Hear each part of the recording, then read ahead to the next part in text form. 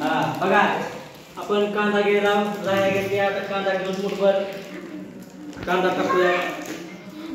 कांदा टाकल्यानंतर काय थोडा मसाला टाकूया आपण मसाला आणलेला आपण मसाला झाल्यानंतर आपण फरसाण घेऊया